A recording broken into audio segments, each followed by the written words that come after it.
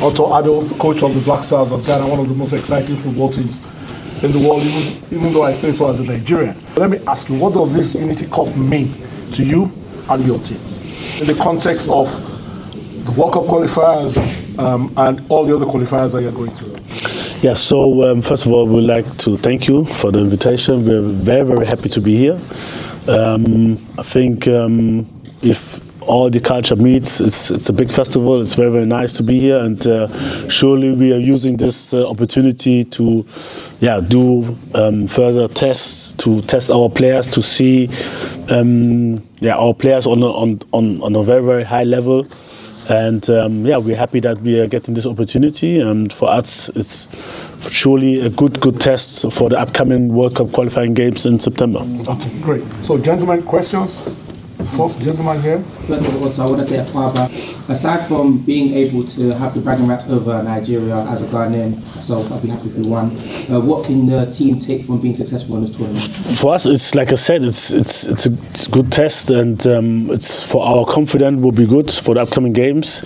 And for us, we really need to know. We have so many open questions on players, and I'm happy to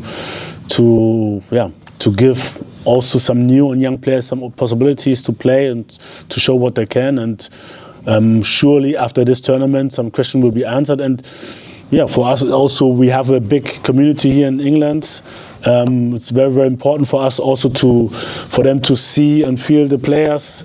And so for us, it's a very, very good opportunity to play in this, participate in this tournament. For the fans, this is very much about rivalry as it is about unity.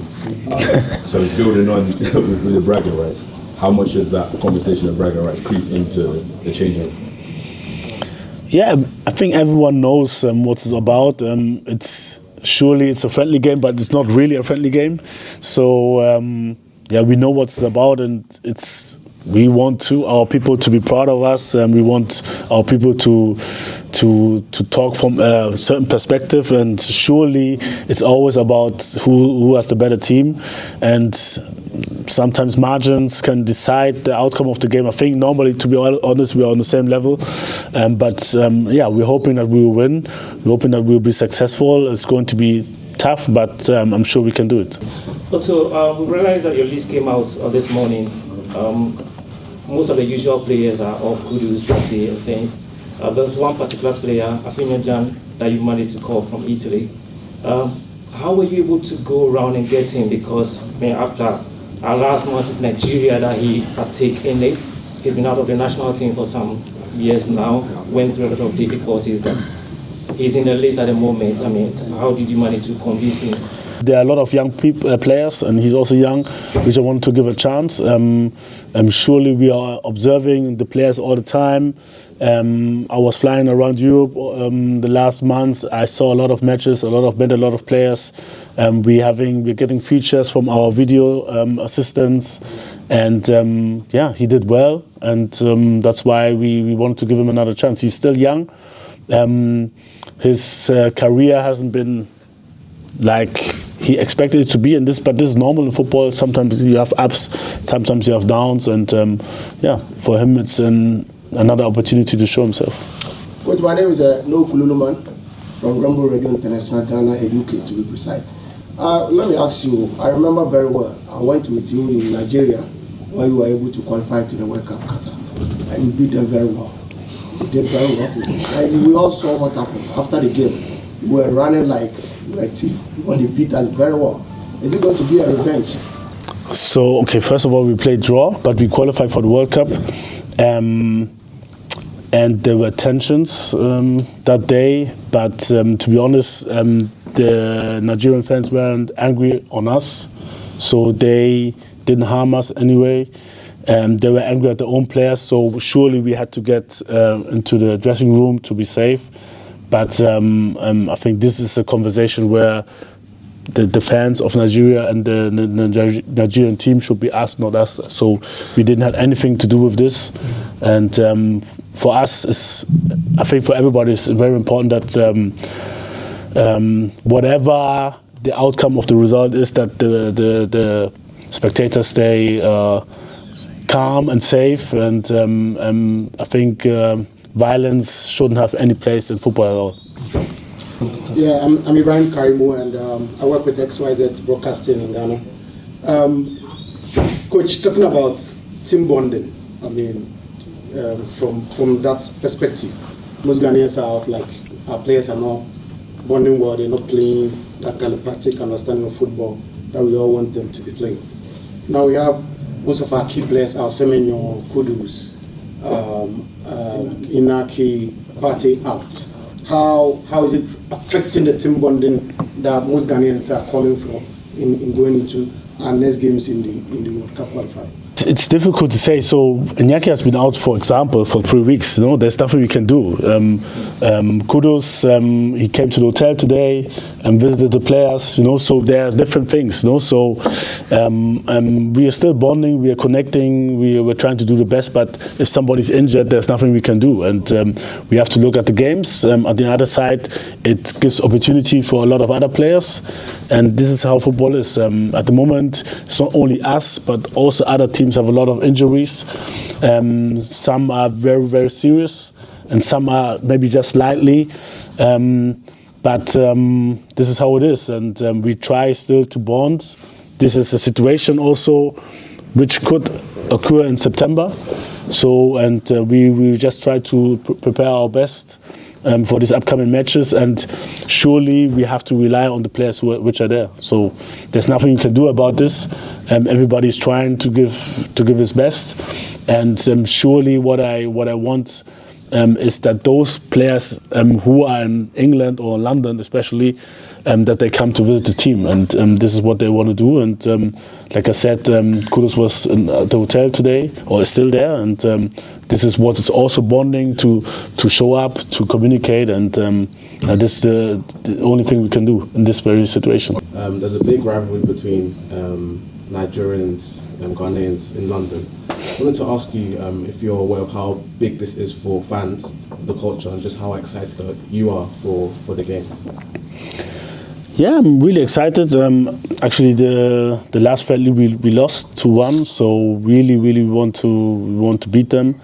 I know about the rivalry. It's not only in England, but I think England has a very, very huge community of Nigerians and Ghanaians. So, but it's everywhere, and it's very, very important. These games, even, I mean, we had recent good results, but in general, even if you have bad results, these are the games where you can get the fans back on track. And so I know the importance of these games. And like I said before, we are trying to do everything to win this game. Just to let you know that a Nigerian coach has been sacked before for losing a friendly against Ghana in London. So, gentleman in the James jacket, please. Yeah, coach. This is the question I have for you when it comes to... Sorry, please introduce yourself and your organization. Okay. This is Ayodele Ademola from Demi Sport News. Okay. Yeah, this is a question I have for you. What would your impact be on the Ghana League? I actually don't get the question, you know, because it's, for me, the Ghanaian league is like a league like every other league. I've been watching a lot of games live, but we always observe the league. We try to pick out the best players. We use also now the Unity Cup to bring in some players from the Ghanaian league, which we haven't seen before on an international level. So if you have watched our recent games, we always had local players in our squads, also playing. So I rate the league very high. Otherwise, we wouldn't have players in our squad which can compete also on that level. So, and like I said, we even brought more players from the local league, and looking forward to see them on that level. Obviously, we spoke about earlier that there's a few familiar faces that didn't make the squad this time around. But I can't help but ask about maybe some of the players that are born in this nation here, or born in, across Europe, that are eligible to play for Ghana, for example. There's obviously been a lot of conversation about players like Eddie Nketiah, for example. I know he's obviously represented England, but according to FIFA, is he still eligible to make a switch? Is that somebody that's been on your radar? Has there been any conversations about that, or just any conversations about any kind of players that are born in Europe that might be eligible to play for Ghana? Yeah, to be honest, it's very, very difficult to to lead a discussion now about players which are not invited, and I always kept it like that. It's very, very difficult because there's so many. We have, let's say, I don't know, around about 400 players in Europe playing, also in England, which we could have caught, and it's difficult to talk about players who are not in the squad. Final question, please. The gentleman at the back. Hi, Coach. My name is Mohamed from Guardian. I'm just checking with you, basically. What was the first time you watched a Ghana versus Nigeria game? Can you tell me what it was?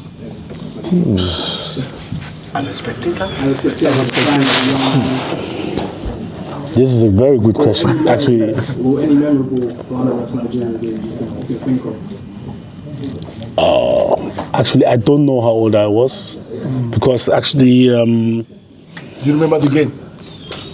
No, I've seen Ghana against Nigeria, but actually I don't know which year it was. So I've been going to Ghana since I'm 4 years old, almost every year. So, and I've been going to the stadium with my uncle, and sometimes I watch it on TV also. So, but I don't know the year actually, to be honest. Okay, gentlemen, we'll have to leave it at that. The Nigerian coach is also waiting outside. So, Rotimi,